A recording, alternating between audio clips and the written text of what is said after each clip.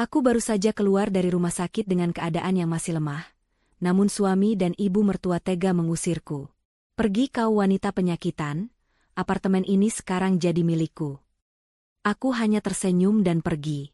Mereka tak tahu telah kusiapkan sebuah kejutan tak terduga. Sebelum ceritanya dimulai, silahkan tulis di kolom komentar dari daerah mana saja teman-teman yang menonton cerita ini. Jangan lupa like dan subscribe agar channel ini bisa semakin berkembang dan bisa mempersembahkan cerita yang lebih menarik lagi. Udara sore terasa hangat di kulit Indah saat ia melangkah keluar dari taksi. Aroma knalpot dan debu jalanan yang familiar menyambutnya, sebuah kontras yang tajam dari bau antiseptik yang telah menjadi dunianya selama berminggu-minggu. Pakaian yang ia kenakan terasa sedikit longgar, sisa-sisa pertarungannya melawan penyakit yang hampir merenggut nyawanya. Namun di dalam hatinya, ada kelegaan yang luar biasa. Ia pulang. Akhirnya, ia bisa kembali ke pelukan suaminya, ke dalam kehangatan apartemen yang mereka bangun bersama. Setiap langkah menuju lobi gedung terasa seperti sebuah kemenangan. Ia merindukan segalanya. Bahkan hal-hal kecil seperti aroma kopi yang biasa diseduh Lukman di pagi hari, atau suara tawa suaminya saat menonton acara komedi di televisi. Lift membawanya naik dalam keheningan, hanya diiringi dengungan mesin yang monoton. Indah memandangi pantulan dirinya di dinding lift yang mengkilap. Wajahnya masih pucat, ada lingkaran hitam tipis di bawah matanya, tapi sorot matanya memancarkan harapan. Ia tidak sabar ingin memberi kejutan pada Lukman. Ia sengaja tidak memberitahu jam kepulangannya, membayangkan betapa terkejut dan bahagianya Lukman nanti saat melihatnya berdiri di depan pintu. Mungkin Lukman akan langsung memeluknya, mengangkat tubuhnya yang kini lebih ringan, dan membawanya masuk sambil menghujaninya dengan ciuman. Hayalan itu membuatnya tersenyum. Semua rasa sakit dan kesepian selama di rumah sakit akan terbayar lunas hari ini. Tibalah ia di depan pintu apartemen nomor 12. Pintu kayu berwarna coklat tua itu tampak begitu kokoh dan familiar. Tangannya sedikit gemetar saat merogoh kunci dari dalam tasnya. Namun, sebelum kunci itu sempat masuk lubangnya, pintu itu tiba-tiba terbuka dari dalam. Jantung Indah berdebar kencang, kejutan yang ia siapkan ternyata menjadi kejutan untuknya. Di ambang pintu, berdiri Lukman. Suaminya. Pria yang wajahnya ia rindukan setiap malam di bangsal rumah sakit yang dingin. Tetapi, tidak ada senyum bahagia di wajah Lukman. Tidak ada binar kerinduan di matanya. Yang ada hanyalah tatapan datar, dingin, dan penuh keterkejutan yang tidak menyenangkan. Lukman tampak lebih bugar dari terakhir kali Indah melihatnya. Ia mengenakan kemeja sutra mahal yang belum pernah Indah lihat sebelumnya, dan aroma parfumnya pun berbeda, lebih tajam dan asing. Keheningan yang canggung menggantung di antara mereka selama beberapa detik yang terasa seperti selamanya. Senyum yang tadi merekah di bibir Indah perlahan memudar, digantikan oleh kebingungan. Lukman, sapanya lirih. Suaranya serak. Lukman menghela napas kasar, seolah kehadiran Indah adalah sebuah gangguan besar. Matanya menatap Indah dari ujung rambut hingga ujung kaki dengan tatapan merendahkan. Ngapain kamu kesini? Pertanyaan itu menusuk Indah seperti belati es. Bukan, sayang, kamu sudah pulang, atau, aku merindukanmu. Bukan pelukan hangat yang ia dapatkan, melainkan pertanyaan dingin yang membuatnya merasa seperti orang asing. Apa maksudmu, Mas?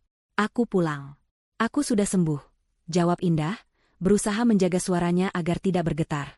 Lukman tertawa sinis, sebuah tawa yang tidak pernah Indah dengar sebelumnya. Tawa itu terdengar kejam. Pulang? Ini bukan lagi rumahmu. Apartemen ini sekarang milikku, katanya dengan suara tegas dan menusuk. Ia melipat tangan di dada, menunjukkan sikap superior. Dasar wanita penyakitan. Dunia Indah seakan runtuh mendengar kalimat terakhir itu.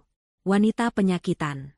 Kata-kata itu bergema di kepalanya, menghancurkan semua harapan dan kebahagiaan yang susah payah ia bangun.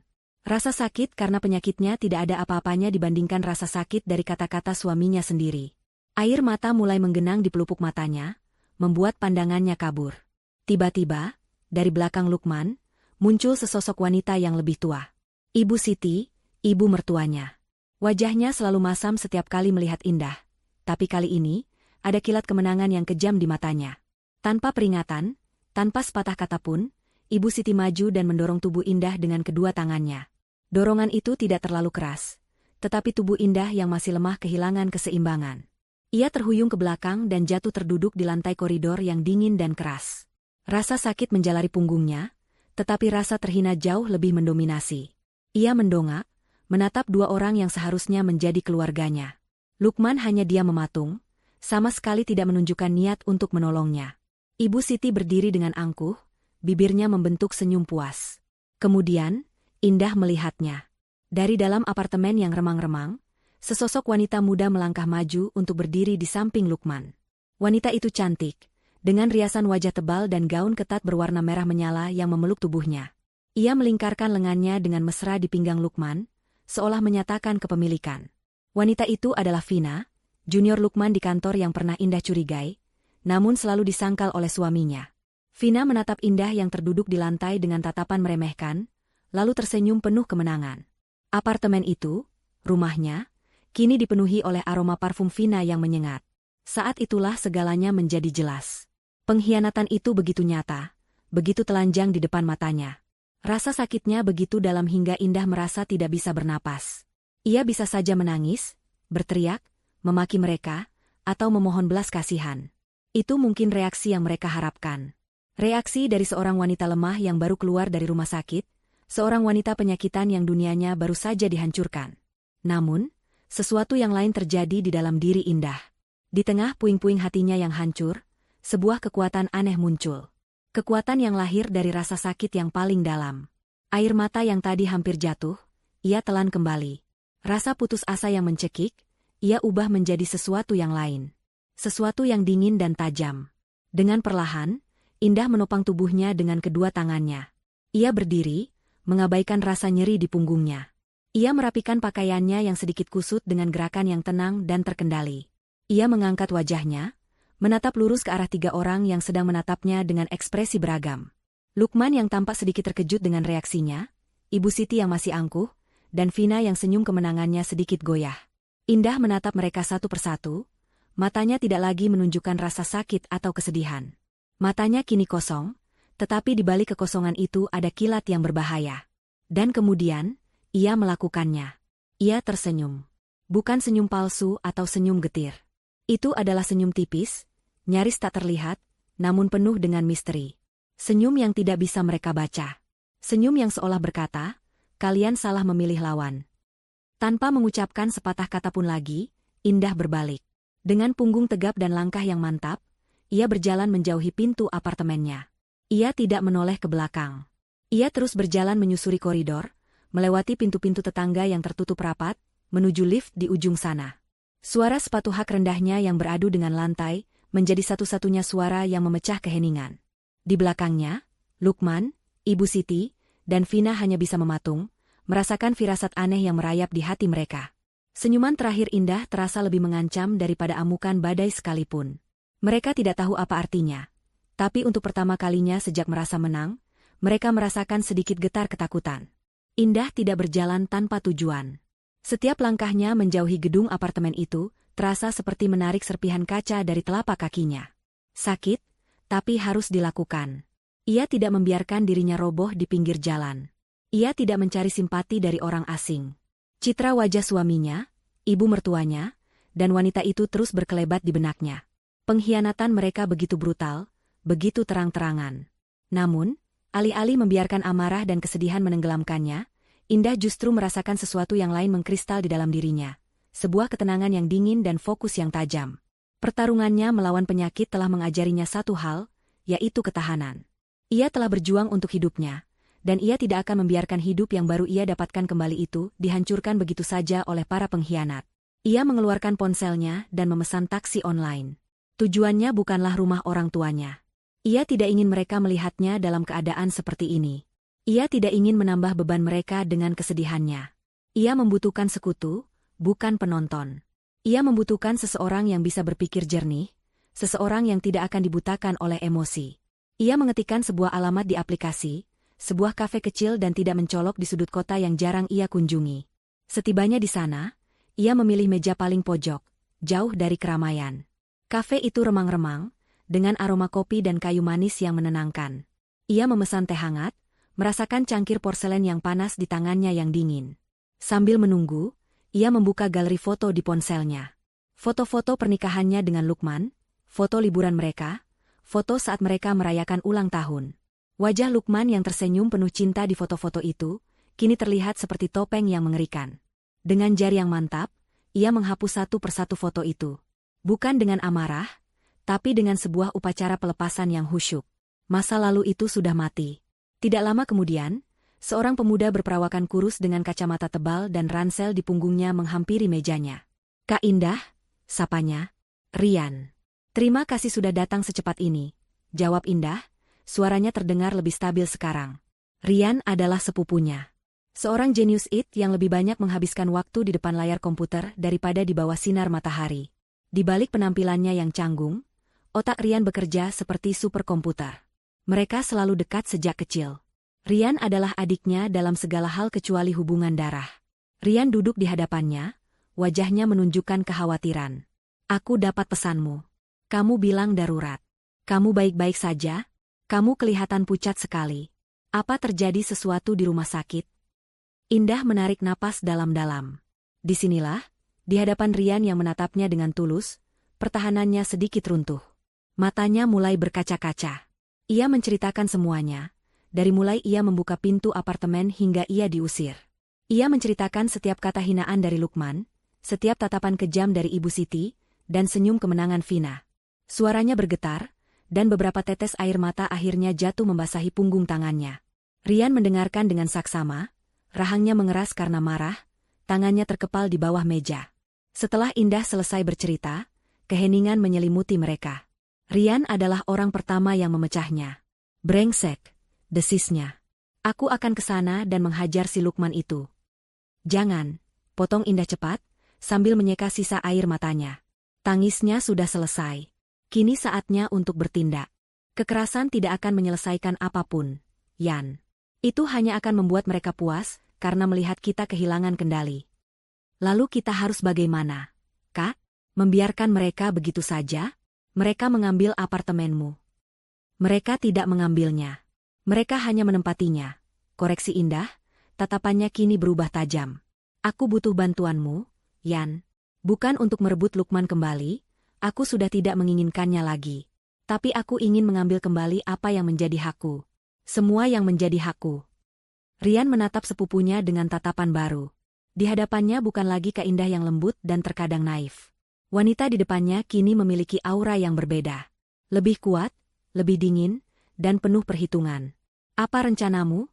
tanya Rian, nadanya berubah serius. "Apartemen itu," Indah memulai, "adalah warisan dari almarhum ayah. Atas namaku sepenuhnya. Aku punya semua surat-surat aslinya, tersimpan aman di brankas bank. Lukman tidak punya hak hukum sama sekali atas tempat itu. Aku bisa saja menempuh jalur hukum, membawa polisi dan pengacara untuk mengusir mereka." "Kenapa tidak lakukan itu?" "Itu cara paling mudah," ujar Rian. "Terlalu mudah," jawab Indah. "Dan terlalu cepat. Mereka mengusirku saat aku berada di titik terlemahku. Mereka menghinaku, mendorongku jatuh. Jika aku hanya mengusir mereka dengan bantuan hukum, mereka hanya akan merasa kesal. Aku tidak mau mereka hanya kesal, Yan. Aku mau mereka merasakan apa yang aku rasakan. Aku mau mereka merasakan ketakutan. Aku mau mereka lari dari apartemen itu, bukan berjalan dengan santai." Rian mulai mengerti arah pembicaraan ini. Sebuah senyum tipis terukir di bibirnya. "Balas dendam," katanya. "Keadilan, ralat Indah. Aku akan menggunakan ketakutan terbesar mereka untuk melawan mereka sendiri." Ibu Siti sangat percaya tahayul. Vina sangat terobsesi dengan kecantikan dan hartanya. Dan Lukman, dia takut kehilangan kendali dan reputasinya. Kita akan hancurkan mereka dari dalam, satu persatu, menggunakan benteng yang mereka pikir telah mereka menangkan. Rian mengeluarkan laptop dari ranselnya dan meletakkannya di atas meja. Ia membukanya, dan layar pun menyala, memantulkan cahaya di kacamatanya. "Jadi, kita mulai dari mana?" tanyanya. Jemarinya sudah menari di atas keyboard. "Sistem keamanan apartemen itu aku yang pasang dulu, kan? Aku ingat sekali. Aku memasang sistem rumah pintar terintegrasi. Lampu, TV, speaker, kunci digital. Semuanya terhubung ke satu server." Mata Indah berbinar. "Apa kamu masih bisa mengaksesnya?" Rian tertawa kecil. "Kak, setiap sistem yang aku bangun, selalu aku sisakan satu pintu belakang untuk diriku sendiri. Untuk keadaan darurat. Dan kurasa, ini adalah keadaan darurat." "Bagus," kata Indah. "Aku ingin kamu mengambil alih kendali apartemen itu dari jarak jauh. Aku ingin kamu menjadi hantu di rumahku. Tapi kita tidak bisa gegabah. Kita perlu waktu. Mereka harus merasa nyaman dulu, merasa bahwa mereka sudah menang. 5 hari. Kita beri mereka waktu 5 hari untuk menikmati surga curian mereka. Selama 5 hari itu, aku ingin kamu mengumpulkan semua data yang kamu bisa. Aktivitas mereka, kebiasaan mereka, bahkan percakapan mereka jika memungkinkan. Speaker pintar di setiap ruangan punya mikrofon. Aku bisa mengaktifkannya, kata Rian tanpa mengalihkan pandangan dari layar. Aku bisa memberi kita telinga di seluruh apartemen. Sempurna, bisik Indah. Rencananya mulai terbentuk. Rencana yang kejam, tetapi sepadan dengan rasa sakit yang ia terima. Setelah 5 hari, kita akan mulai permainan kita. Permainan yang akan membuat mereka mempertanyakan kewarasan mereka sendiri. Permainan yang akan membuat mereka lari tunggang langgang dari apartemen itu, dan tidak akan pernah berani menoleh ke belakang lagi. Rian berhenti mengetik dan menatap Indah. Kamu yakin, Kak? Ini akan jadi permainan yang kotor. Indah meraih cangkir tehnya yang mulai mendingin. Ia menatap bayangan wajahnya di permukaan teh yang gelap. Wajah seorang wanita yang telah kehilangan segalanya. Namun justru karena itu, ia tidak punya beban lagi untuk takut akan apapun. Saat suamimu menyebutmu wanita penyakitan setelah kamu berjuang antara hidup dan mati, dan ibu mertuamu mendorongmu hingga jatuh di depan selingkuhan suamimu, kata Indah dengan suara rendah yang bergetar karena emosi yang tertahan, permainan kotor adalah satu-satunya bahasa yang akan mereka mengerti. 5 hari berlalu seperti embusan angin bagi para penghuni baru apartemen nomor 12. Bagi Lukman, Vina, dan Ibu Siti, 5 hari itu adalah perayaan kemenangan yang tak henti-hentinya. Mereka telah berhasil menyingkirkan Indah, sang benalu penyakitan, dan kini surga dunia seolah terhampar di depan mata mereka. Apartemen mewah itu, dengan segala perabotannya yang mahal dan pemandangan kota yang gemerlap dari jendelanya yang besar, kini menjadi panggung sandiwara kebahagiaan mereka. Lukman merasa seperti raja di istananya. Ia berjalan mondar-mandir dengan dada membusung, menikmati setiap sudut ruangan yang kini ia klaim sebagai miliknya. Ia tidak lagi harus berpura-pura menjadi suami yang peduli, tidak lagi harus menahan diri untuk tidak mengeluh tentang biaya rumah sakit Indah yang selangit. Ia bebas. Bebas bersama Vina, wanita muda yang memujanya, yang tubuhnya selalu hangat, dan yang ambisinya sejalan dengan ambisinya sendiri. Ia merasa telah membuat keputusan yang tepat. Menyingkirkan istri yang sakit-sakitan untuk masa depan yang lebih cerah adalah sebuah langkah bisnis yang logis. Begitulah pikirnya. Rasa bersalah adalah kemewahan yang tidak bisa ia miliki. Vina, di sisi lain, sedang mabuk kepayang dalam kemewahan. Ia menghabiskan hari-harinya mencoba semua gaun indah yang tertinggal di lemari, memakai perhiasan-perhiasannya, dan berfoto selfie di setiap sudut apartemen untuk diunggah ke media sosialnya. Ia merasa telah mencapai puncak rantai makanan. Ia berhasil merebut seorang pria mapan dari istri sahnya, mendapatkan akses ke kehidupan mewah yang selalu ia impikan. Ia memandang rendah Indah, menganggapnya wanita bodoh dan lemah yang pantas mendapatkan nasibnya. Setiap malam, ia tidur di ranjang empuk yang pernah menjadi milik Indah, memimpikan pesta-pesta megah dan liburan ke luar negeri yang telah dijanjikan Lukman. Sementara itu, Ibu Siti mengambil peran sebagai sang ratu. Ia mengatur ulang beberapa perabotan sesuai seleranya, mengomentari betapa tidak becusnya Indah dalam menata rumah selama ini. Ia merasa puas telah berhasil menyelamatkan putra kesayangannya dari pernikahan yang ia anggap sebagai sebuah kesalahan sejak awal. Baginya, Indah tidak pernah cukup baik untuk Lukman. Indah tidak berasal dari keluarga yang sederajat, dan puncaknya, ia jatuh sakit, menjadi beban bagi putranya yang cemerlang. Kehadiran Vina yang pandai merayu dan menyanjungnya adalah angin segar. Ibu Siti merasa dihargai, merasa kembali menjadi wanita nomor 1 dalam kehidupan putranya. Pada malam kelima, suasana perayaan itu mulai terkikis oleh kejadian-kejadian aneh yang tak bisa dijelaskan. Semua dimulai dari hal-hal kecil, begitu kecil sehingga mudah untuk diabaikan, namun cukup ganjil untuk meninggalkan jejak keresahan. Malam itu, Vina sedang berdiri di depan cermin besar di kamar tidur utama. Ia baru saja selesai mandi, dan sedang mengagumi pantulan tubuhnya yang dibalut gaun tidur sutra berwarna hitam. Ia tersenyum puas, membelai kulitnya yang halus. Tiba-tiba, dari arah ventilasi pendingin ruangan di atasnya, ia mendengar sesuatu. Sebuah bisikan, sangat lirih, nyaris tak terdengar, seperti hembusan angin yang membentuk kata-kata. Cantikmu akan pudar. Vina membeku. Ia menoleh cepat ke arah ventilasi, jantungnya berdebar. Hening. Tidak ada suara apapun kecuali dengungan lembut mesin AC. Ia menajamkan telinga, menunggu. Tidak ada lagi suara. Pasti hanya imajinasiku, pikirnya, mungkin karena angin. Ia mencoba menenangkan dirinya, kembali menatap cermin. Tetapi, senyum puasnya telah hilang. Bayangan wajahnya di cermin kini tampak sedikit asing, dan ia merasa seolah ada sepasang mata tak terlihat yang sedang mengawasinya dari sudut ruangan yang gelap. Ia bergidik, dan buru-buru mematikan lampu kamar, menyelinap ke dalam selimut di samping Lukman yang sudah tertidur pulas. Di ruang keluarga, Ibu Siti sedang asyik menonton sinetron favoritnya. Ia duduk nyaman di sofa empuk, dengan semangkuk keripik di pangkuannya. Di tengah adegan puncak di mana sang protagonis sedang menangis terseduh-seduh, layar televisi tiba-tiba berkedip. Gambarnya berubah menjadi statik selama sesaat, lalu channelnya berpindah dengan sendirinya. Bukan ke channel berita atau musik, melainkan ke sebuah acara ceramah agama tengah malam. Seorang ustadz dengan sorban putih sedang berbicara dengan nada yang dalam dan serius. Dan ingatlah, kata sang ustadz dari layar televisi, azab seorang ibu yang berbuat zalim kepada menantunya, yang memisahkan seorang anak dari pasangan yang sah, adalah azab yang pedih. Allah tidak tidur. Setiap perbuatan akan kembali kepada pelakunya. Ibu Siti tertegun. Jantungnya terasa seperti diremas. Ceramah itu seolah ditujukan langsung kepadanya. Tangannya gemetar saat meraih remote untuk mengganti channel. Ia menekan tombol angka berulang kali, tetapi channelnya tidak mau berpindah, seolah terkunci. Suara sang ustadz terus menggema di ruangan yang sunyi. Panik, Ibu Siti akhirnya mematikan televisi dengan menekan tombol power utama. Ruangan menjadi gelap dan hening. Ia duduk mematung di dalam kegelapan, napasnya tersengal-sengal. Kata-kata, azab yang pedih, terus terngiang di telinganya. Ia mencoba meyakinkan dirinya bahwa itu hanya kebetulan, sebuah gangguan siaran yang aneh. Tapi perasaan dingin yang merayap di punggungnya sulit untuk diabaikan. Sementara itu, di ruang kerja, Lukman sedang sibuk di depan laptopnya, menyelesaikan beberapa pekerjaan kantor. Ia adalah seorang pria yang logis dan tidak percaya pada hal-hal mistis.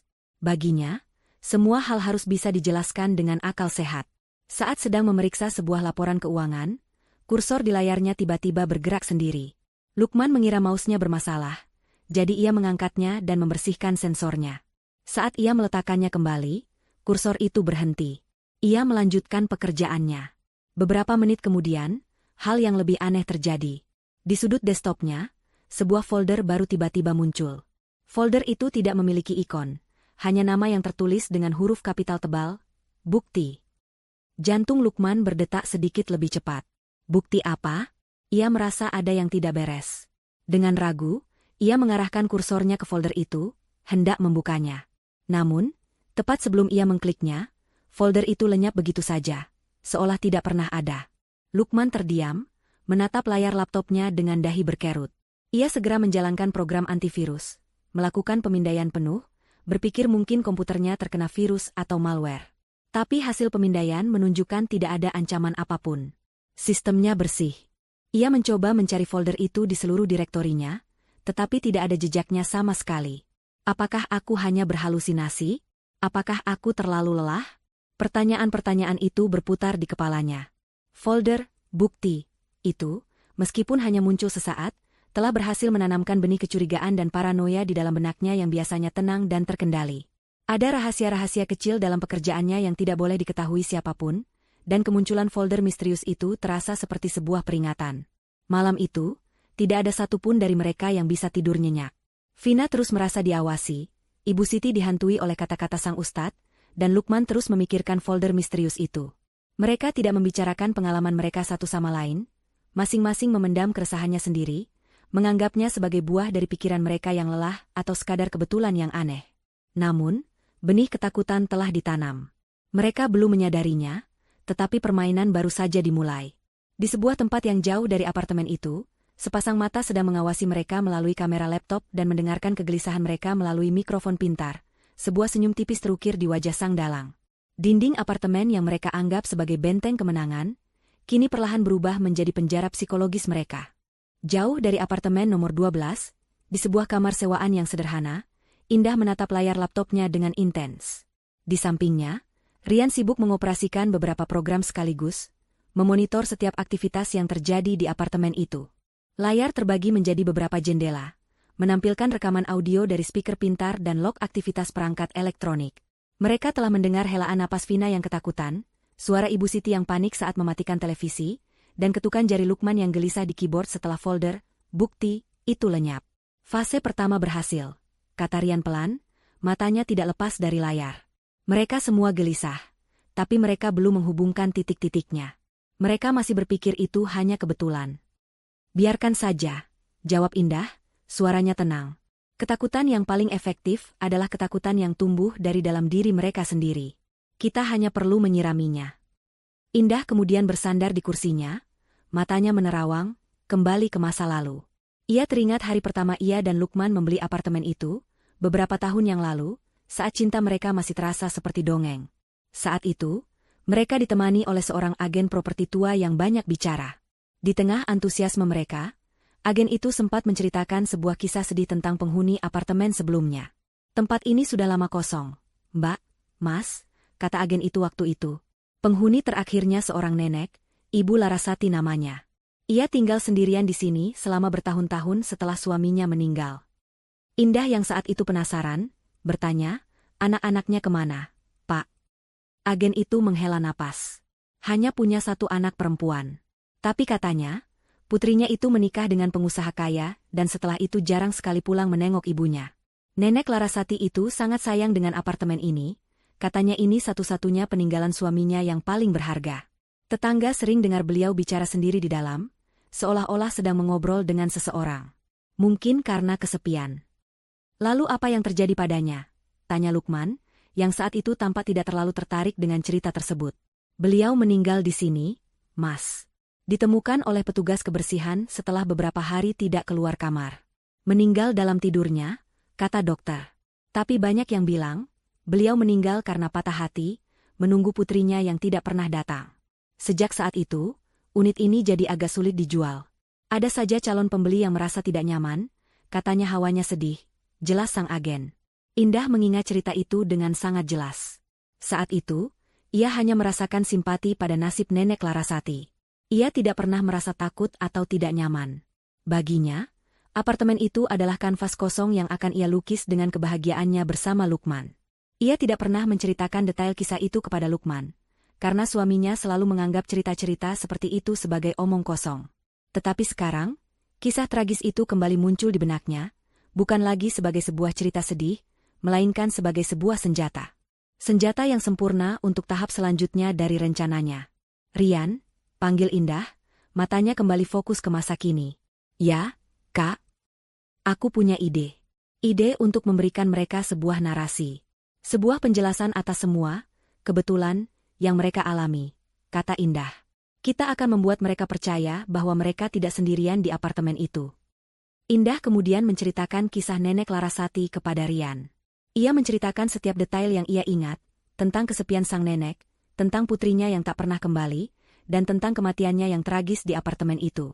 Rian mendengarkan dengan saksama, otaknya yang analitis dengan cepat memproses informasi tersebut. Sebuah legenda urban lokal, simpul Rian. Itu brilian, Kak. Ini akan memberikan konteks supernatural pada gangguan teknis yang kita ciptakan. Mereka, terutama Ibu Siti, akan langsung mempercayainya. Tepat, kata Indah. Mulai sekarang, semua teror yang kita lakukan harus sejalan dengan cerita ini. Kita tidak akan menakuti mereka sebagai Indah. Kita akan menakuti mereka sebagai arwah penasaran, nenek Larasati. Arwah seorang ibu yang patah hati karena dikhianati oleh orang yang ia sayangi. Wajah Indah mengeras saat mengucapkan kalimat terakhir itu. Ia merasakan ada kesamaan yang ironis antara kisahnya dengan kisah nenek Larasati. Keduanya adalah wanita yang dikhianati di rumah yang paling mereka cintai. Rasa simpati pada sang nenek ini bercampur dengan rasa solidaritas yang aneh. Aku mengerti, kata Rian, jemarinya kembali menari di atas keyboard. Aku akan mencari data tentang nenek Larasati, mungkin ada berita lama atau catatan publik. Semakin banyak detail yang kita miliki, semakin meyakinkan cerita kita. Lakukan itu, perintah Indah. Sementara itu, kita tingkatkan intensitasnya. Fokus pada Ibu Siti terlebih dahulu. Dia adalah mata rantai terlemah. Dia yang paling percaya tahayul. Jika kita bisa menghancurkan mentalnya, dia akan menjadi sumber kekacauan bagi yang lain. Apa yang harus aku lakukan? Aku ingin kamu memainkan suara-suara di malam hari. Suara tangisan wanita tua yang lirih, hanya terdengar di sekitar kamarnya. Gunakan speaker di langit-langit kamarnya. Atur volumenya sangat rendah, sehingga dia akan ragu apakah dia benar-benar mendengarnya atau hanya berimajinasi. Jelas Indah. Dan bau. Ibu Siti paling benci bau bunga melati. Kan? Aku ingat dia pernah membuang pengharum ruangan melati yang kubeli. Cari cara agar bau itu muncul di kamarnya. Aku bisa meretas dispenser pengharum ruangan otomatis di sana, dan mengganti jadwal semprotnya ke tengah malam. Tapi untuk isinya, aku tidak bisa mengubahnya dari sini, kata Rian. Tidak masalah, potong Indah. Biarkan saja. Kekuatan sugesti itu luar biasa, Yan. Jika dia sudah mulai percaya ada arwah di sana, otaknya sendiri yang akan menciptakan bau melati itu untuknya. Yang penting adalah pemicunya. Indah terdiam sejenak, memikirkan langkah selanjutnya. Transformasinya begitu kentara. Wanita yang beberapa hari lalu menangis di kafe itu, kini telah menjadi seorang ahli strategi yang dingin. Rasa sakitnya tidak hilang, ia hanya menyalurkannya menjadi energi yang terfokus. Setiap tindakan yang ia rencanakan adalah cerminan dari rasa sakit yang telah ditimpakan padanya. Mereka mendorongnya jatuh, maka ia akan membuat mereka jatuh dari tebing ketakutan. Mereka menyebutnya penyakitan, maka ia akan menjadi penyakit yang menggerogoti kewarasan mereka dari dalam. Ia kemudian menatap Rian, sorot matanya tajam. Rian, aku ingin kamu melakukan satu hal lagi untukku malam ini. Sesuatu yang lebih personal untuk Vina. Apa itu? Aku ingin kamu meretas akun media sosialnya. Aku tidak mau kamu mengubah atau menghapus apapun. Aku hanya ingin kamu mengirim satu pesan langsung, dari akunnya sendiri, ke akun lamaku yang sudah tidak aktif. Rian mengerutkan dahi, bingung. Pesan apa? Kak? Dan untuk apa?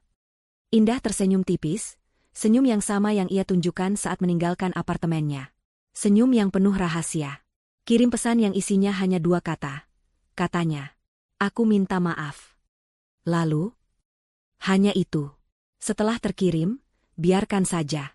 Dia tidak akan menyadarinya malam ini. Tapi besok atau lusa, saat dia merasa ada yang aneh dan memeriksa log aktivitasnya, dia akan melihat pesan terkirim yang tidak pernah ia tulis. Pesan itu akan membuatnya bingung dan takut. Dia akan berpikir ada orang lain yang mengendalikan hidupnya, bahkan privasinya yang paling dalam. Dia akan merasa tidak aman lagi. Indah kembali menatap layar laptop, tempat denah digital apartemennya terpampang. Titik-titik merah menandai posisi Lukman, Vina, dan Ibu Siti yang sedang gelisah di kamar mereka masing-masing. Legenda lama akan kita hidupkan kembali, bisik Indah, lebih pada dirinya sendiri. Buat mereka percaya bahwa, penunggu, apartemen ini tidak menyukai mereka. Buat mereka percaya bahwa Nenek Larasati sudah pulang ke rumahnya. Ketenangan di apartemen nomor 12 kini telah sepenuhnya menguap, digantikan oleh atmosfer tebal yang penuh dengan kecurigaan dan rasa takut yang tak terucapkan. 3 penghuninya bergerak seperti bayangan di dalam rumah mereka sendiri. Setiap derit lantai atau hembusan angin membuat mereka tersentak.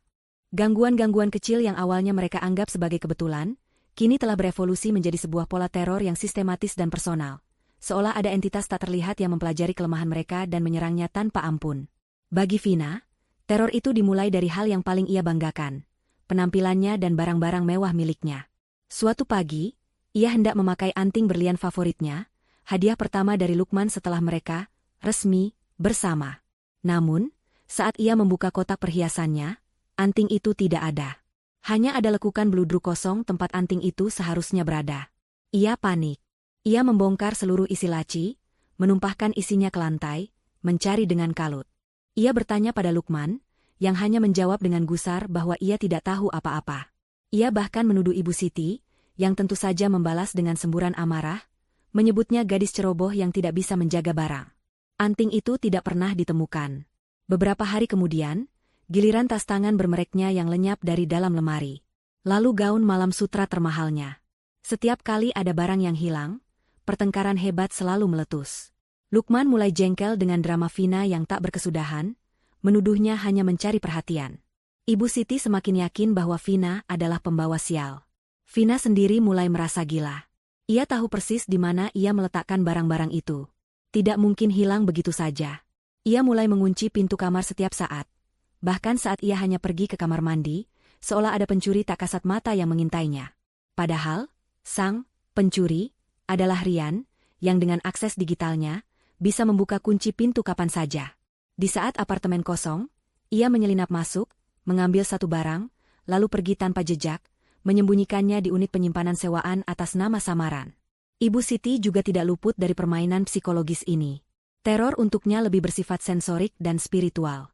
Setiap tengah malam, tepat saat jam berdentang 12 kali, ia akan mencium aroma bunga melati yang pekat di dalam kamarnya. Bau itu begitu kuat, begitu nyata, seolah ada seseorang yang baru saja meletakkan seikat besar bunga melati di samping bantalnya. Ia akan terbangun dengan jantung berdebar kencang, menyalakan lampu, mencari sumber bau itu, namun tidak pernah menemukan apa-apa. Bau itu akan bertahan selama beberapa menit, lalu lenyap begitu saja, meninggalkan Ibu Siti dalam keadaan berkeringat dingin dan ketakutan. Ia mencoba menyemprotkan pengharum ruangan beraroma lain, tetapi bau melati itu selalu berhasil menembusnya, seolah muncul dari dalam dinding itu sendiri. Selain bau, ada juga suara. Suara tangisan wanita tua yang lirih dan menyayat hati. Suara itu hanya muncul saat Ibu Siti sendirian di dalam kamarnya. Awalnya ia mengira suara itu berasal dari unit sebelah, atau dari televisi di ruang keluarga. Tapi suara itu begitu dekat, begitu intim, seolah berasal dari dalam kepalanya sendiri. Suara itu selalu sama, rintihan seorang ibu yang merindukan anaknya. Ibu Siti mulai sering berdoa, membaca ayat-ayat suci dengan suara gemetar, tetapi suara tangisan itu seolah tidak peduli. Kewarasannya mulai terkikis.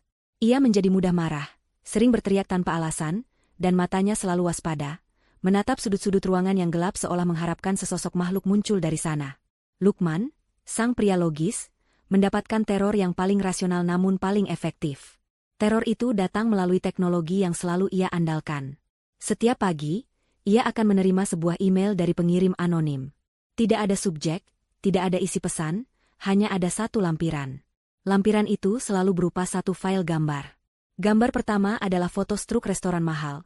Tanggalnya persis saat ia seharusnya menemani Indah di rumah sakit tapi malah pergi makan malam dengan Vina.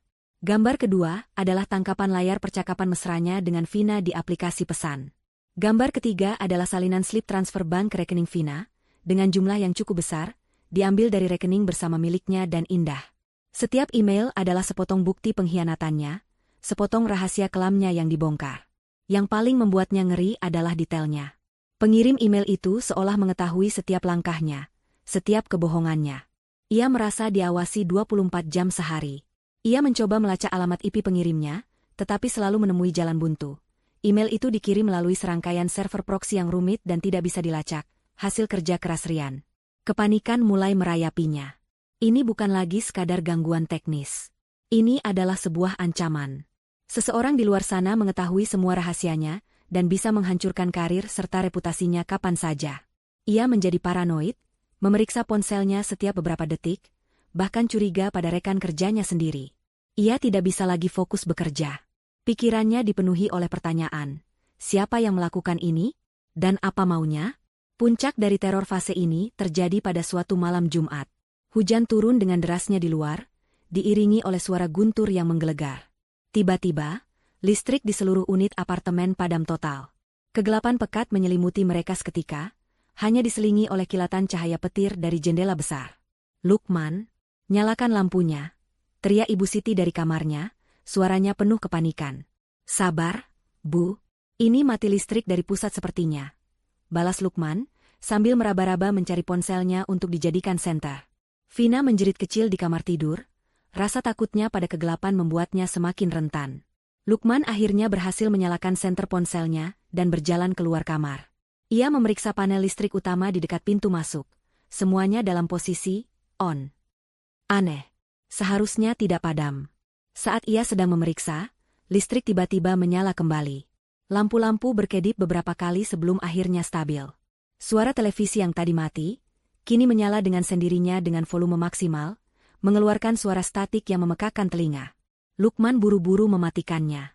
Ia kemudian mendengar jeritan melengking dari arah kamar mandi. Itu suara Vina. Ia dan Ibu Siti yang juga keluar dari kamar, segera berlari ke sumber suara. Mereka menemukan Vina berdiri mematung di depan cermin kamar mandi, wajahnya pucat pasi seperti mayat, tangannya menunjuk arah cermin dengan gemetar. Lukman dan Ibu Siti mengikuti arah telunjuknya. Di permukaan cermin yang sedikit berembun karena uap air sisa Vina mandi tadi, tertulis sebuah pesan dengan goresan seperti bekas jari. Pesan itu hanya terdiri dari 4 kata, ditulis dengan huruf kapital yang seolah menetes, "Pergi dari rumahku." Keheningan total menyelimuti mereka bertiga. Tidak ada lagi yang bisa menyangkal. Ini bukan lagi kebetulan. Ini bukan lagi imajinasi. Ini adalah sebuah pesan yang nyata dan mengancam. Saat itulah benteng pertahanan mereka runtuh. Mereka mulai saling menyerang, melampiaskan ketakutan mereka dalam bentuk tuduhan. Ini pasti ulahmu, bentak Vina pada Lukman, air mata ketakutan mengalir di pipinya. Kamu kan yang paling jago soal teknologi. Kamu sengaja melakukan ini semua untuk menakut-nakutiku agar aku pergi, kan? Jangan gila kamu, Vina. Untuk apa aku melakukan itu? Balas Lukman, suaranya meninggi. Rasa takut membuatnya kehilangan kontrol. Atau ini kamu? Ibu Siti menunjuk Vina dengan jari gemetar. Kamu sengaja melakukan ini semua agar Lukman menjual apartemen ini dan membelikanmu rumah baru, kan? Dasar perempuan matre. Kenapa ibu malah menuduhku? Bisa saja ini semua ulah Indah, jerit Vina, mencari kambing hitam lain. Dia pasti pakai ilmu hitam. Dia balas dendam pada kita. Penyebutan nama Indah membuat suasana semakin tegang. Ibu Siti, yang imannya pada tahayul sudah di titik puncak, langsung setuju. Benar, pasti si Indah penyakitan itu. Dia tidak terima kita usir. Dia mengirim hantu untuk mengganggu kita. Lukman mendengus, mencoba mempertahankan sisa-sisa logikanya. Hantu? Ilmu hitam? Jangan konyol, Bu. Itu semua tidak masuk akal. Lalu apa penjelasanmu soal tulisan ini? Tantang Ibu Siti, menunjuk kembali ke cermin. Apa kamu pikir jari hantu bisa dilacak alamat IP-nya? Lukman terdiam. Ia tidak punya jawaban. Semua logikanya, semua penjelasannya yang rasional, runtuh di hadapan tulisan sederhana di cermin itu. Kepercayaan di antara mereka bertiga telah hancur berkeping-keping. Mereka kini tidak hanya takut pada penunggu apartemen yang tak terlihat, tetapi juga mulai takut dan curiga satu sama lain. Rumah yang mereka rebut dengan penuh kemenangan itu kini telah menjadi neraka pribadi mereka, sebuah labirin paranoia di mana setiap bayangan tampak mengancam dan setiap keheningan terasa memekakkan telinga. Kewarasan Ibu Siti adalah yang pertama kali menyerah. Setelah insiden tulisan di cermin, ia tidak bisa lagi berpikir jernih. Setiap malam ia dihantui mimpi buruk, melihat bayangan Nenek Larasati atau mendengar suara Indah yang tertawa dalam kegelapan. Ia menjadi yakin 100% bahwa apartemen itu berhantu dan arwah yang mengganggu mereka adalah kiriman dari Indah yang sakit hati. Ia tidak bisa lagi menahan teror ini sendirian. Ia merasa harus melakukan sesuatu, sebuah tindakan nyata untuk melawan kekuatan gaib yang ia yakini sedang mengepung mereka. Suatu pagi, setelah melewati malam tanpa tidur lagi, ia mendatangi Lukman dengan wajah pucat dan mata yang cekung. Lukman, kita tidak bisa terus seperti ini, katanya dengan suara bergetar. Ibu sudah tidak tahan lagi. Kita harus memanggil orang pintar untuk membersihkan tempat ini.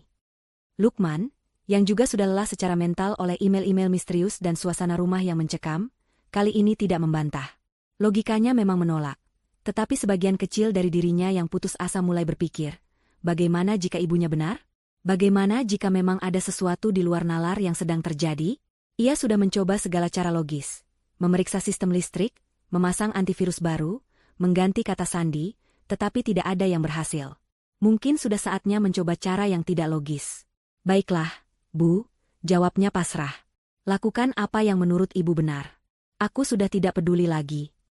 Mendapat persetujuan dari putranya, Ibu Siti segera bertindak. Ia menghubungi salah seorang teman sosialitanya yang terkenal gemar, mengoleksi cerita mistis, dan meminta rekomendasi seorang paranormal yang andal. Temannya itu dengan antusias memberikan sebuah nomor telepon, menyebutnya sebagai Kiai Jagat, seorang ahli spiritual yang konon mampu berkomunikasi dengan alam lain dan mengusir roh jahat sekuat apapun. Ibu Siti tidak tahu bahwa nomor telepon itu adalah nomor baru yang sengaja dibeli oleh Rian dan diberikan kepada seorang teman lamanya, yang kemudian menyebarkannya ke beberapa orang hingga akhirnya sampai ke telinga teman sosialita Ibu Siti. Semuanya adalah bagian dari rencana Indah. Kiai Jagat adalah jebakan yang telah mereka siapkan. Sore harinya, sang paranormal pun tiba. Penampilannya sangat meyakinkan. Ia adalah seorang pria parubaya dengan janggut tipis dan sorot mata yang tajam. Ia mengenakan baju koko putih bersih, sarung batik, dan peci hitam. Di tangannya, ia membawa sebuah tasbih besar yang terus ia putar. Pria itu adalah Bimo, seorang aktor teater dari Sanggar Seni Teman Kuliah Rian. Ia adalah aktor berbakat yang biasa memerankan tokoh-tokoh berwibawa, dan untuk sebuah bayaran yang cukup besar, ia setuju untuk memerankan peran terbaik dalam hidupnya. Indah dan Rian telah memberinya pengarahan yang sangat detail.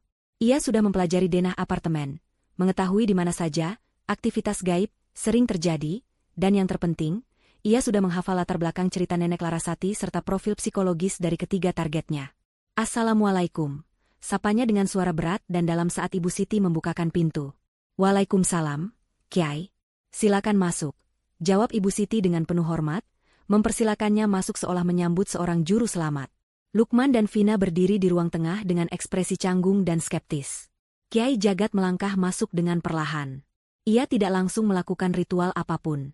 Ia hanya berdiri di tengah ruangan, memejamkan matanya sejenak, seolah sedang merasakan energi di tempat itu. Gumamnya pelan. Energinya berat sekali di sini, penuh dengan kesedihan dan amarah. Ibu Siti langsung mengangguk-angguk setuju. "Benar, Kiai. Kami diganggu terus-menerus. Ada suara-suara, barang hilang, bahkan ada tulisan di cermin." Sang Kiai membuka matanya, menatap Ibu Siti dengan tajam. "Saya merasakan kehadiran sesosok arwah wanita, seorang ibu. Arwah ini sudah lama di sini, dia adalah penunggu asli tempat ini. Seharusnya ia tenang, tapi kedatangan kalian telah membuatnya murka."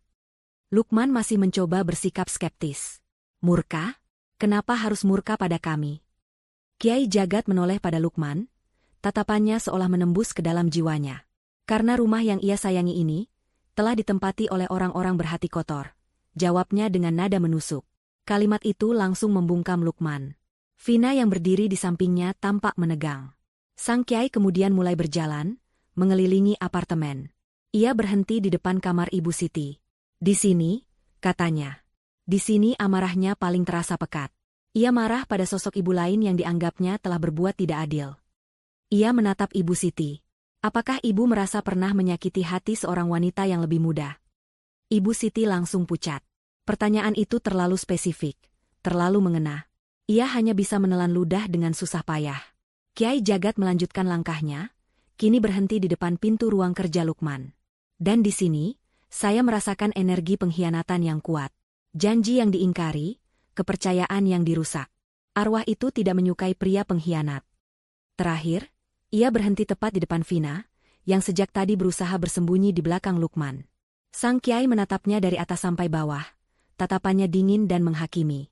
Vina bergidik ngeri, merasa seolah sedang ditelanjangi. "Dan kamu?"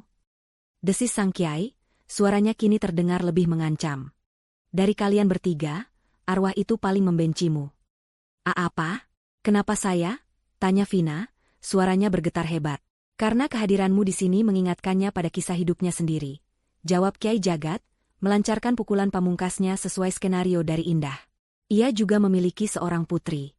Putri yang ia sayangi, yang kemudian direbut oleh pria kaya dan tidak pernah kembali. Sama sepertimu, yang telah merebut seorang suami dari istri sahnya. Baginya, kamu adalah cerminan dari menantu yang telah merampas kebahagiaan putrinya dan menyebabkan kematiannya dalam kesepian." Itulah puncaknya. Vina tidak tahan lagi. Wajahnya yang pucat kini basah oleh air mata. "Tidak. Itu tidak benar. Aku tidak seperti itu," jeritnya histeris. Ia berlari masuk ke dalam kamar, membanting pintu, dan tangisannya terdengar dari dalam. Lukman dan Ibu Siti terdiam membeku. Penjelasan sang paranormal begitu detail, begitu sesuai dengan apa yang terjadi di antara mereka. Keraguan Lukman mulai goyah, digantikan oleh rasa takut yang primitif. Ibu Siti kini benar-benar yakin bahwa mereka sedang berhadapan dengan murka arwah Nenek Larasati. Kiai Jagat menghela napas panjang, seolah lelah setelah pertarungan batin yang hebat. "Arwah ini terlalu kuat, amarahnya terlalu dalam. Saya bisa mencoba menenangkannya, tapi saya tidak bisa menjamin ia akan pergi selama kalian masih di sini. Terutama wanita muda itu. Energi negatifnya adalah magnet bagi kemarahan arwah ini." Setelah mengucapkan kalimat itu, ia melakukan beberapa ritual sederhana, menabur garam di sudut-sudut ruangan dan membacakan doa-doa dengan suara lirih. Semua itu hanyalah pertunjukan. Setelah selesai, ia menerima amplop tebal dari Ibu Siti dan berpamitan. "Saran saya," katanya sebelum melangkah keluar pintu, "jika gangguan terus berlanjut, lebih baik kalian tinggalkan tempat ini. Ada beberapa rumah yang memang tidak mau menerima penghuni baru, terutama jika penghuni itu membawa energi negatif." Dengan pesan terakhir yang penuh teka-teki itu, sang paranormal pun pergi, meninggalkan 3 orang yang kini benar-benar berada di ambang kehancuran mental.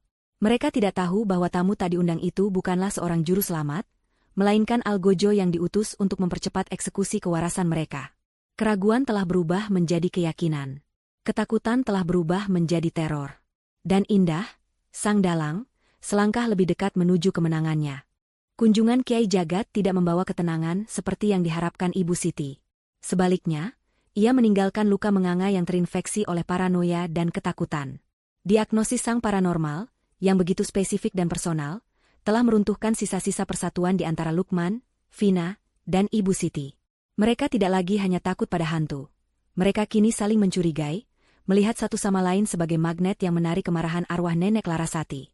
Apartemen yang tadinya merupakan simbol kemenangan, kini berubah menjadi sebuah sel isolasi di mana mereka bertiga terkurung bersama teror dan kebencian mereka sendiri. Vina adalah yang paling terpukul. Stempel, paling dibenci oleh arwah, yang diberikan oleh sang kiai telah menancap dalam di benaknya.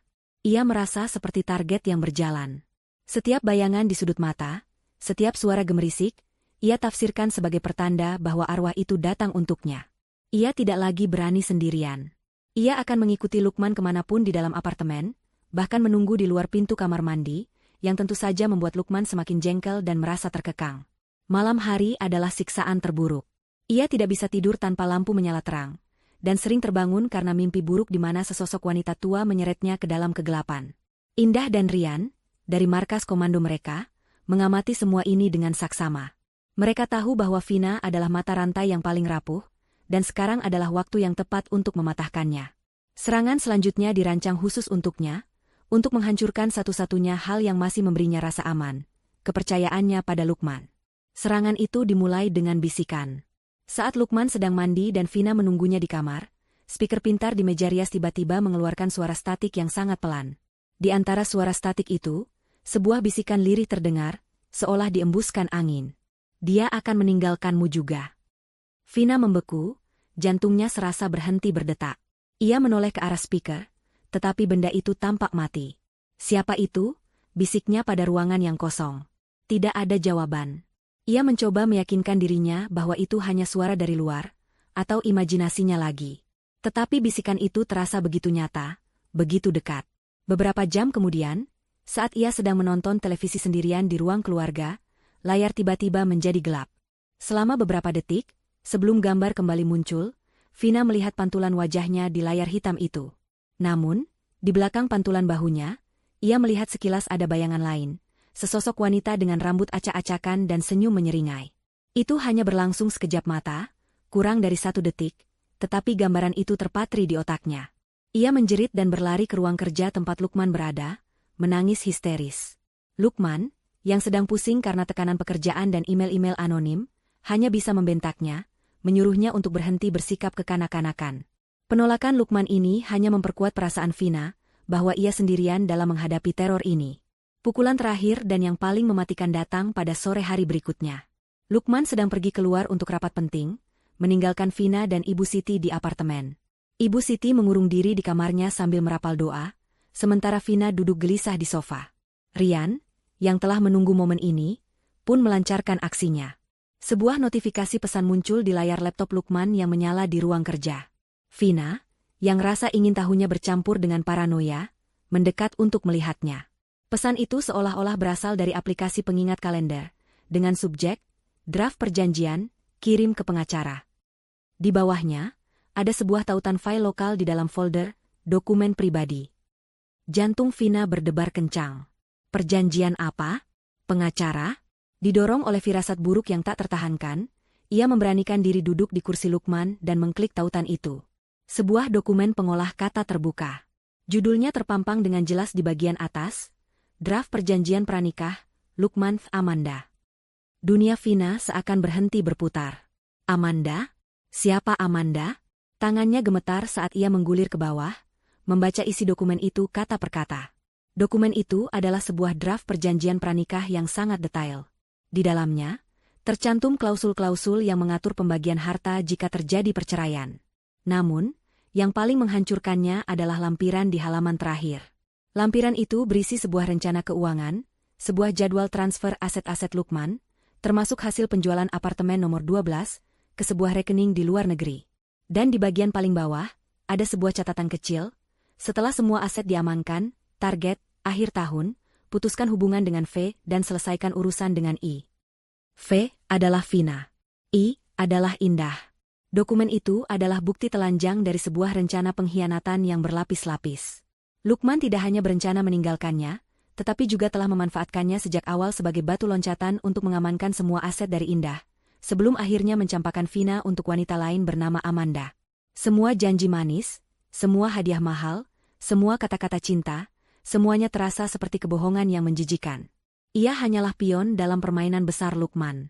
Bisikan yang ia dengar kemarin, dia akan meninggalkanmu juga, kini terdengar seperti sebuah ramalan yang menjadi kenyataan. Tentu saja, dokumen itu palsu. Tidak ada wanita bernama Amanda. Rencana keuangan itu hanyalah karangan Rian yang brilian, dirancang untuk menekan semua tombol rasa tidak aman dan ketakutan Vina. Tapi bagi Vina, di tengah kondisi mentalnya yang sudah rapuh, dokumen itu 100% nyata. Saat Lukman pulang beberapa jam kemudian, ia disambut oleh pemandangan yang kacau. Vina sedang berdiri di tengah ruang tamu yang berantakan, pecahan vas bunga berserakan di lantai.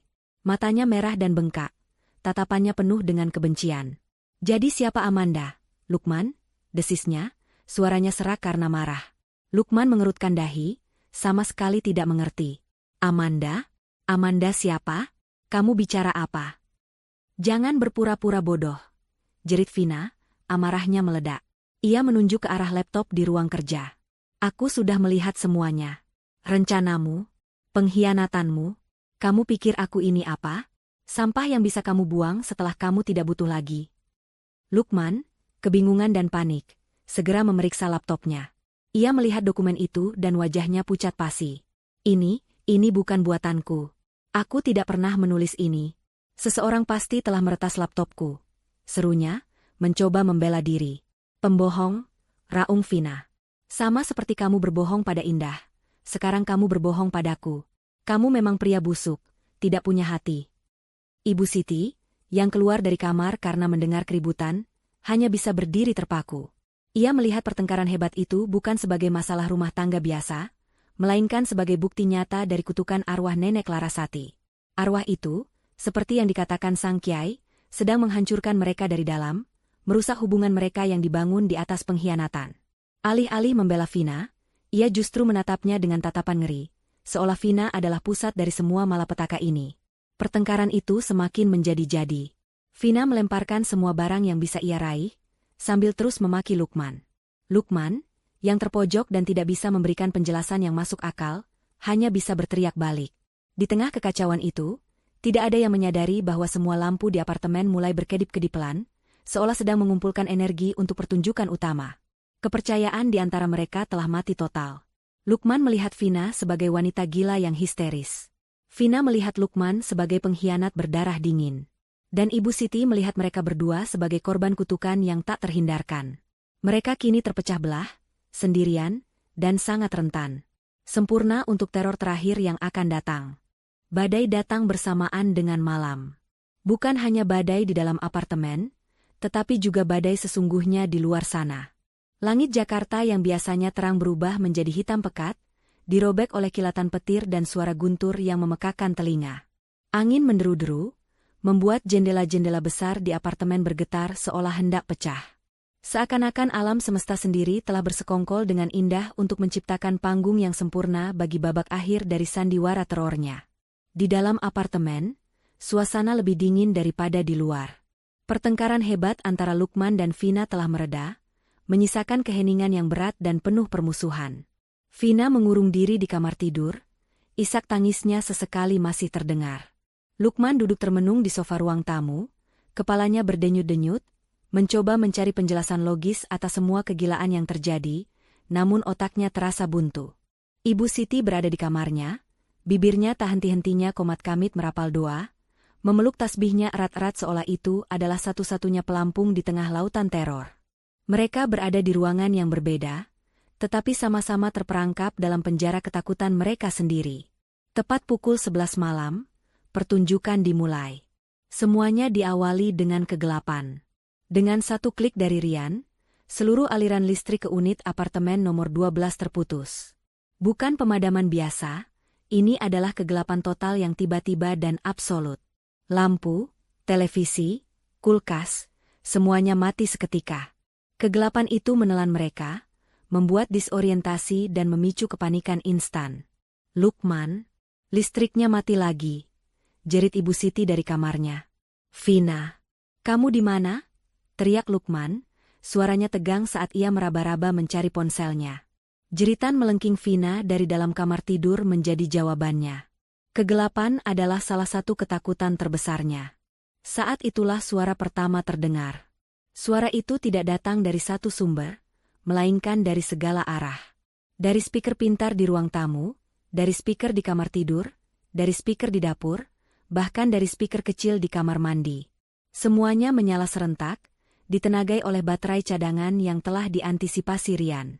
Yang terdengar pertama kali adalah suara isak tangis. Bukan tangisan wanita tua seperti sebelumnya, melainkan tangisan Indah. Itu adalah rekaman asli, diambil dari pesan suara yang pernah Indah kirimkan pada Lukman dari rumah sakit, saat ia merasa kesakitan dan kesepian. Suara tangisnya yang pilu dan penuh penderitaan menggema di seluruh apartemen, seolah hantunya sedang meratapi pengkhianatan mereka. Mas sakit. Bisik suara Indah yang terdistorsi, terdengar dari sudut ruang tamu. Kalian pencuri? Desis suara lain dari arah dapur. Pembohong. Gema suara dari kamar tidur. Suara-suara itu saling tumpang tindih, menciptakan paduan suara hantu yang mengerikan. Lukman, Vina, dan Ibu Siti membeku di tempat mereka masing-masing, terlalu takut untuk bergerak. Suara tangis Indah yang familiar, yang seharusnya membangkitkan rasa iba, kini terdengar begitu mengancam dan supernatural. Kemudian, di tengah paduan suara itu, muncul suara baru. Suara sebuah kotak musik tua yang memainkan melodi yang sumbang dan menyeramkan. Melodi itu seolah menjadi musik pengiring bagi kegilaan yang sedang berlangsung. Tiba-tiba, sebuah cahaya redup muncul di dinding ruang tamu yang paling besar, tempat Lukman sedang terduduk kaku. Itu adalah cahaya dari pico proyektor yang telah disembunyikan Rian di balik rak buku. Di dinding itu, sebuah siluet mulai terbentuk. Siluet sesosok wanita yang sedang berdiri. Sosoknya tinggi dan kurus, rambutnya tampak acak-acakan. Dan yang paling mengerikan, kepala siluet itu sedikit miring, dengan senyuman lebar yang terdistorsi terukir di wajahnya yang gelap. Senyuman yang sama persis dengan senyuman terakhir Indah saat ia diusir. Allahu Akbar. Allahu Akbar. Jerit Ibu Siti saat ia memberanikan diri mengintip dari celah pintu kamarnya dan melihat siluet mengerikan itu. Imannya runtuh seketika, digantikan oleh teror murni. Siluet itu seolah hidup. Perlahan, ia mengangkat tangannya, seolah menunjuk ke arah mereka satu persatu. Lukman, yang mencoba meyakinkan dirinya bahwa itu hanyalah permainan bayangan, terlonjak kaget saat pintu-pintu lemari di dapur tiba-tiba terbuka dan tertutup dengan keras. Bam! Bam! Bam! Seolah ada tangan tak terlihat yang sedang mengamuk. Vina, didorong oleh kepanikan, akhirnya nekat keluar dari kamar. Ia tidak peduli lagi pada Lukman atau apapun, ia hanya ingin keluar dari apartemen neraka itu. Ia berlari membabi buta ke arah pintu depan. Saat tangannya meraih gagang pintu, sebuah suara klik yang keras terdengar. Kunci digital di pintu itu menyala merah. Terkunci. Tidak. Buka ah. Raungnya, menggedor-gedor pintu dengan putus asa. Klik. Kunci terbuka. Klik. Kunci tertutup lagi. Klik. Buka. Klik. Tutup. Suara kunci digital yang bekerja sendiri itu menjadi genderang kematian bagi kewarasan mereka. Mereka terperangkap. Benar-benar terperangkap bersama, hantu yang sedang murka. Suara tangisan Indah kini berubah menjadi tawa. Tawa yang dingin, melengking, dan penuh kemenangan, diputar berulang-ulang dari semua speaker. Siluet di dinding mulai bergetar, seolah ikut tertawa bersamaan. Itulah titik puncaknya. Batas antara akal sehat dan kegilaan telah terlampaui. Ibu Siti adalah yang pertama kali menyerah. Ia berlari keluar dari kamarnya, tidak lagi peduli pada apapun, matanya liar penuh kengerian. Ia menabrak Lukman, mendorongnya ke samping, dan ikut menggedor-gedor pintu seperti orang gila. Lukman sendiri akhirnya patah. Semua penjelasannya, semua logikanya, hancur lebur dihantam oleh serangan sensorik yang brutal ini. Ia melihat ibunya yang histeris, Vina yang menjerit-jerit, siluet mengerikan di dinding, dan mendengar tawa indah yang menggema di telinganya. Ia tidak bisa lagi berpikir. Yang ada hanya satu insting primitif. Lari. Klik. Tepat di puncak kekacauan, Rian membuka kunci pintu untuk terakhir kalinya. Lampunya berubah hijau. Kesempatan itu tidak mereka sia-siakan. Tanpa berpikir, tanpa komando, ketiganya memutar gagang pintu dan menerobos keluar. Mereka berlari tunggang langgang menyusuri koridor yang remang-remang. Ibu Siti bahkan tidak sempat memakai sandalnya, kakinya telanjang menginjak lantai yang dingin. Vina tersandung dan jatuh, tetapi dengan cepat bangkit lagi, didorong oleh adrenalin dan rasa takut yang luar biasa. Lukman berlari paling depan, tidak menoleh ke belakang sama sekali. Mereka tidak membawa apa-apa. Tidak ada ponsel, tidak ada dompet, tidak ada kunci mobil. Mereka hanya membawa tubuh mereka yang gemetaran dan jiwa mereka yang hancur oleh teror. Mereka berlari seolah dikejar oleh iblis, meninggalkan pintu apartemen nomor 12 terbuka lebar di belakang mereka. Dari dalam apartemen yang kini kembali hening, siluet di dinding perlahan memudar. Suara tawa berhenti. Lampu-lampu kembali normal. Pintu apartemen yang tadi terbuka, perlahan berayun dan menutup dengan sendirinya dengan suara, klik, yang pelan dan memuaskan. Misi telah selesai. Pagi menjelang dengan malu-malu, mengusir sisa-sisa badai dan kegelapan malam sebelumnya. Sinar matahari keemasan menembus awan, memandikan kota dengan cahaya yang terasa baru dan penuh harapan. Di koridor lantai 12, suasana sunyi senyap, seolah tidak pernah terjadi drama histeris beberapa jam yang lalu. Pintu apartemen nomor 12 tampak sedikit terbuka, sebuah undangan bisu ke dalam ruangan yang telah menjadi saksi bisu sebuah pertempuran psikologis. Indah tiba tak lama setelah matahari terbit. Ia datang sendirian, melangkah keluar dari lift dengan ketenangan yang luar biasa. Tidak ada lagi jejak kerapuhan di wajahnya. Pucat karena sakit telah digantikan oleh rona sehat, dan sorot matanya yang dulu penuh luka kini memancarkan ketegasan dan kedamaian. Ia mengenakan gaun sederhana berwarna putih, seolah menandakan sebuah awal yang baru. Dengan tangan yang mantap, ia mendorong pintu apartemennya hingga terbuka lebar. Pemandangan di dalam sungguh berantakan. Bantal sofa terlempar di lantai, pecahan vas bunga masih berserakan, dan sebuah selimut ronggok di dekat pintu kamar, ditinggalkan oleh Ibu Siti dalam ketergesa-gesaannya. Namun, Indah tidak melihat semua itu sebagai kekacauan. Ia melihatnya sebagai reruntuhan dari sebuah rezim yang zalim. Ini adalah jejak-jejak kemenangan. Pagi, Kak. Selamat datang kembali di rumah. Sebuah suara menyambutnya. Rian muncul dari arah dapur sambil membawa 2 cangkir kopi panas. Ia tampak lelah, dengan lingkaran hitam di bawah matanya, tetapi senyumnya lebar dan penuh kepuasan. "Kamu sudah di sini dari tadi?" tanya Indah, menerima secangkir kopi darinya. "Aku datang 1 jam setelah mereka kabur. Harus membereskan, para aktor, kita sebelum petugas kebersihan pagi datang," jawab Rian. Ia menunjuk ke sekeliling ruangan. "Mau ikut tur kemenangan?" Indah mengangguk, dan mereka pun berjalan pelan mengelilingi apartemen. Ini bukan lagi sekadar tur, ini adalah sesi pengungkapan misteri. Rian, dengan antusiasme seorang penyihir yang membongkar triknya sendiri, menjelaskan setiap detail dari mahakarya teknologinya. "Lihat ini," katanya sambil menunjuk ke sebuah ventilasi AC di langit-langit ruang tamu. "Di dalamnya aku selipkan sebuah speaker nirkabel seukuran koin. Suaranya tidak keras, tapi cukup untuk menciptakan efek bisikan yang menakutkan. Ada 1 di setiap ruangan." Mereka masuk ke kamar tidur utama. Rian menunjuk ke arah meja rias Vina. "Speaker di sini yang membisikkan soal kecantikannya yang akan pudar. Dan cermin itu," lanjutnya sambil menunjuk cermin besar, "layar televisimu yang gelap, dan bahkan jendela saat malam hari, bisa berfungsi sebagai proyektor jika sudut dan cahayanya tepat." Bayangan sekilas yang dilihat Vina adalah hasil pantulan dari proyektor saku yang kusembunyikan di seberang ruangan. Di ruang kerja, Rian menunjukkan bagaimana ia bisa mengendalikan laptop Lukman dari jarak jauh, menanamkan folder, bukti, dan dokumen perjanjian pranikah palsu dengan begitu mulus sehingga tampak asli. "Semua berkat keylogger yang pernah aku pasang dulu saat mengatur laptopnya. Aku tahu semua kata sandinya," jelasnya. Terakhir, mereka berdiri di ruang tamu, tempat puncak teror terjadi. Rian mengambil sebuah perangkat kecil seukuran kepalan tangan dari balik rak buku. Ini dia bintang utamanya.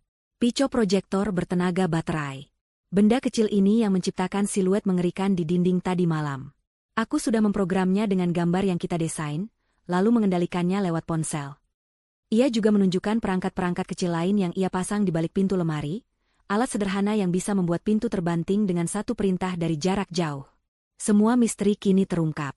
Tidak ada hantu, tidak ada ilmu hitam, tidak ada arwah penasaran Nenek Larasati.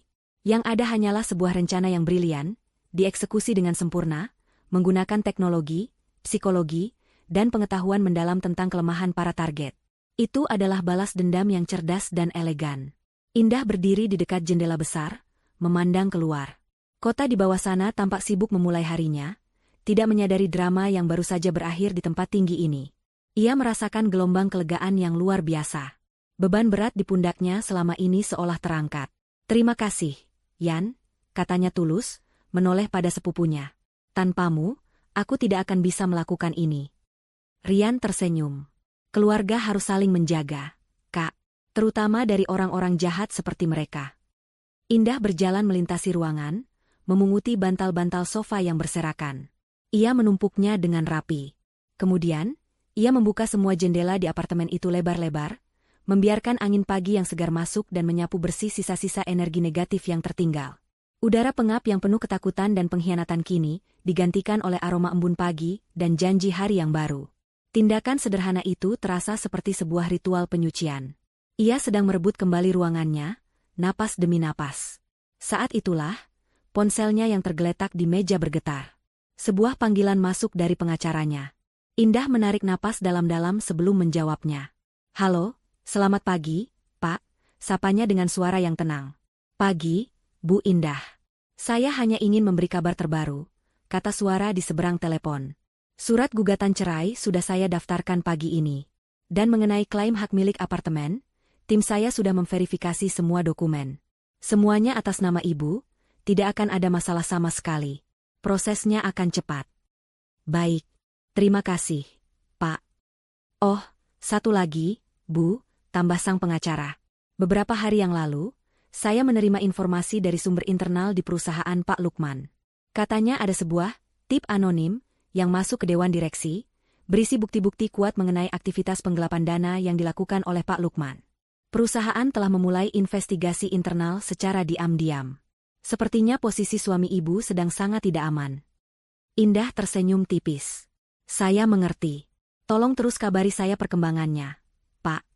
Setelah menutup telepon, Indah menatap Rian yang mengangkat cangkir kopinya seolah bersulang. Rencana mereka berjalan lebih sempurna dari yang dibayangkan. Bukan hanya sisi psikologis, sisi hukum dan profesional pun telah mereka menangkan. Indah meletakkan ponselnya dan berjalan menuju balkon. Ia berdiri di sana, merasakan hangatnya sinar matahari di wajahnya. Untuk pertama kalinya setelah sekian lama, ia bisa bernapas dengan lega. Ia telah melewati badai tergelap dalam hidupnya dan keluar sebagai pemenang. Pertarungan untuk merebut kembali apartemennya telah selesai. Kini, pertarungan untuk membangun kembali hidupnya baru saja akan dimulai. Dan ia tahu, ia lebih dari siap untuk itu. Ia menatap Cakrawala, bertanya-tanya dalam hati, apa yang terjadi pada ketiga orang itu setelah mereka lari ketakutan ke dalam kegelapan malam? Beberapa bulan berlalu. Musim berganti, dan begitu pula kehidupan orang-orang yang terlibat dalam drama di apartemen nomor 12. Bagi Indah, waktu adalah penyembuh sekaligus pembangun. Bagi mereka yang telah menganiayanya, waktu adalah algojo yang tanpa ampun mengeksekusi hukuman karma. Kabar mengenai Lukman adalah yang pertama kali sampai ke telinga Indah. Investigasi internal di perusahaannya, yang dipicu oleh tip anonim dari Rian, dengan cepat membuahkan hasil.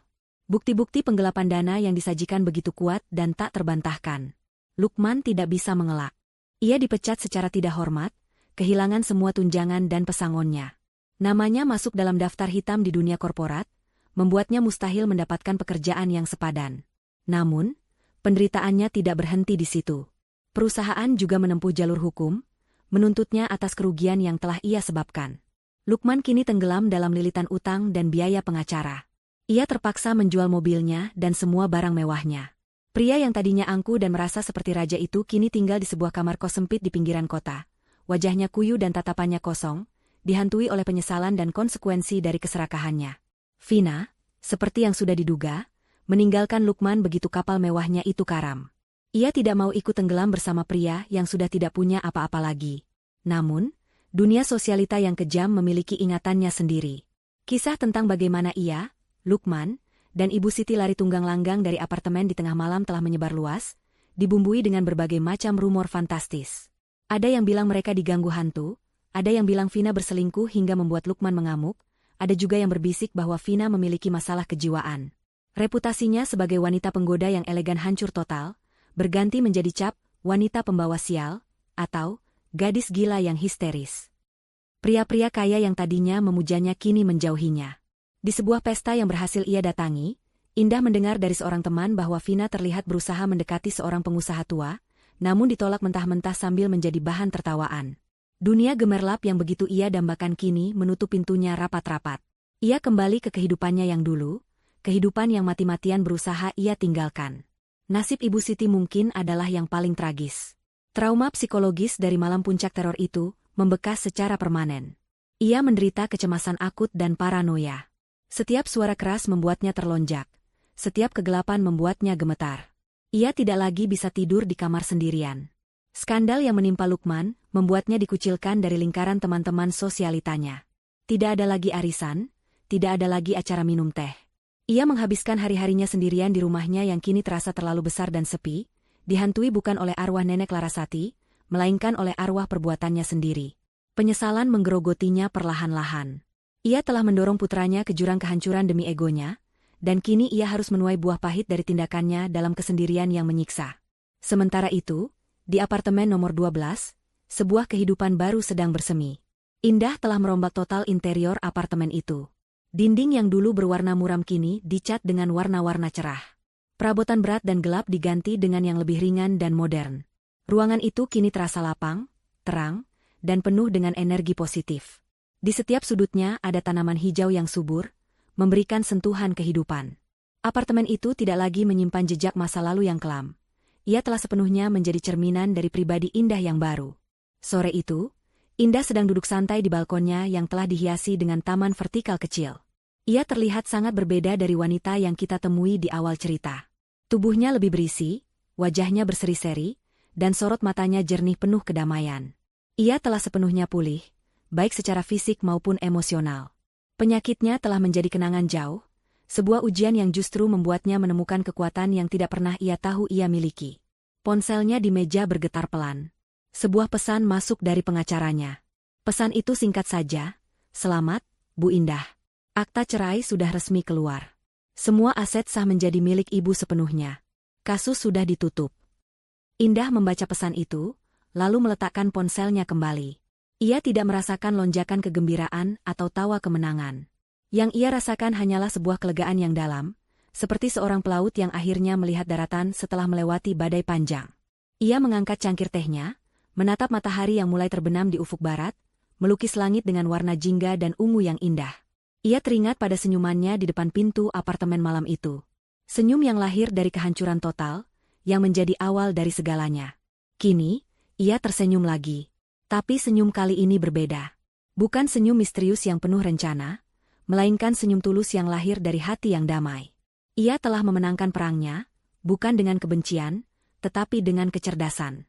Ia telah membuktikan bahwa wanita yang mereka sebut penyakitan itu ternyata lebih kuat dari yang mereka bayangkan. Ia menyeruput tehnya, menikmati kehangatannya yang menjalar di tubuh. Ia sendirian, tetapi tidak lagi merasa kesepian. Ia telah mendapatkan kembali rumahnya, dan yang lebih penting, ia telah menemukan kembali dirinya sendiri. Karma memang tidak pernah salah alamat, dan baginya, keadilan terasa semanis dan sehangat teh di senja hari ini.